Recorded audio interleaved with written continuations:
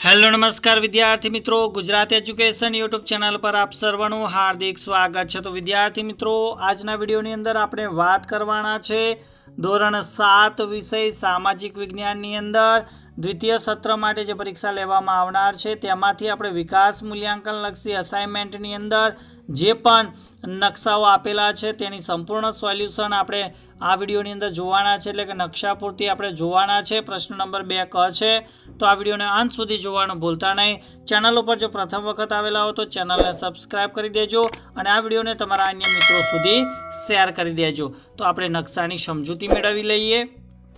તો એની અંદર પહેલા નંબરનો જે નકશો છે એની અંદર તમે જોઈ શકો છો, પહેલું છે અસમ રાજ્ય।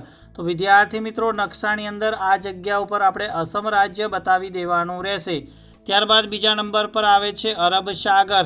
તો વિદ્યાર્થી મિત્રો, અહીંયા આપણે અરબ સાગર દર્શાવવાનો છે। ત્યારબાદ રીછ જોવા મળતો એક પ્રદેશ। તો ગુજરાતની અંદર અહીંયા આ ભાગની અંદર આપણે રીછ વાળા વિસ્તારો જેમ કે રતનમહાલ જેવા વિસ્તારો અહીંયા આપણે દર્શાવી દેવાના છે। તો આ વિસ્તારની અંદર આપણે રીછ માટેનો એક પ્રદેશ દર્શાવી દઈશું। ત્યારબાદ આગળ છે સિંધુ નદી। તો વિદ્યાર્થી મિત્રો, અહીંયા આપણે દોરી દેવાની છે સિંધુ નદી। અને અમદાવાદ છે, તો ગુજરાતની અંદર આ વિસ્તારની અંદર આપણે અમદાવાદ લખી દેવાનું છે। ત્યારબાદ બીજા નંબરના આપણે નકશાની વાત કરીએ તો પહેલું છે તમિલનાડુ રાજ્ય। તો વિદ્યાર્થી મિત્રો, આ રહ્યું તમિલનાડુ રાજ્ય, તો અહીંયા આપણે તમિલનાડુ રાજ્ય લખી દેવાનું છે। ત્યારબાદ બંગાળનો ઉપસાગર। તો વિદ્યાર્થી મિત્રો, અહીંયા આપણે બંગાળનો ઉપસાગર દર્શાવવાનો રહેશે। ત્યારબાદ એક સિંગી ગેડા જોવા મળતો એક પ્રદેશ છે। તો વિદ્યાર્થી મિત્રો, અહીંયા કોલકાતાની અંદર આપણે એક સિંગી ગેડો બતાવી દેવાનો છે અને અહીંયા અસમમાં પણ આપણે એક સિંગી ગેડો બતાવી દેવાનો છે। ત્યારબાદ નર્મદા નદી। તો વિદ્યાર્થી મિત્રો, આ જે વિસ્તારની અંદર આવેલી છે નર્મદા નદી, તો અહીંયા આપણે નર્મદા નદીનું ચિહ્ન દોરી દેવાનું છે।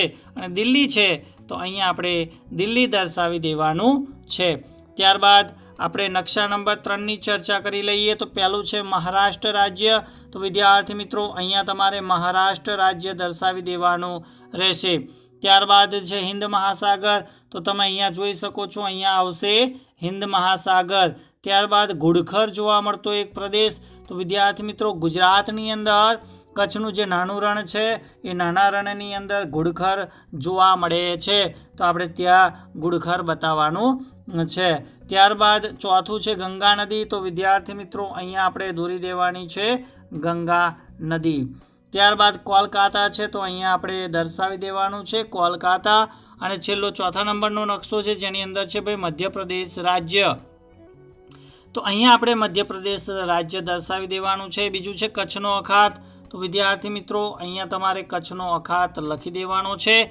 ત્યારબાદ વાઘ જોવા મળતા પ્રદેશો। તો અહીંયા પશ્ચિમ બંગાળ જે કોલકાતા છે એ વિસ્તારોની અંદર પશ્ચિમ બંગાળની અંદર આપણે વાઘ બતાવવાનો રહેશે। ત્યારબાદ બ્રહ્મપુત્રા નદી। તો એ તમારે આ રીતે અહીંયા બતાવી દેવાની છે બ્રહ્મપુત્રા નદી। ત્યારબાદ ગોવા। તો અહીંયા તમારે દર્શાવી દેવાનું રહેશે ગોવા। તો વિદ્યાર્થી મિત્રો, ધોરણ 7નું અસાઇનમેન્ટ છે અને એની અંદર જે નકશાઓ આપેલા છે તેનું સંપૂર્ણ સોલ્યુશન તમને આ વિડીયોની અંદર આપી દેવામાં આવ્યું। તો ચોક્કસથી વિડીયો તમને ગમ્યો હશે તો વિડીયોને પ્રથમ તો લાઇક કરજો।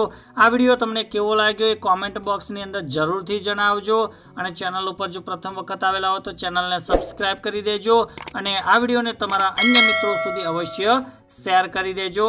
થેન્ક યુ, આભાર।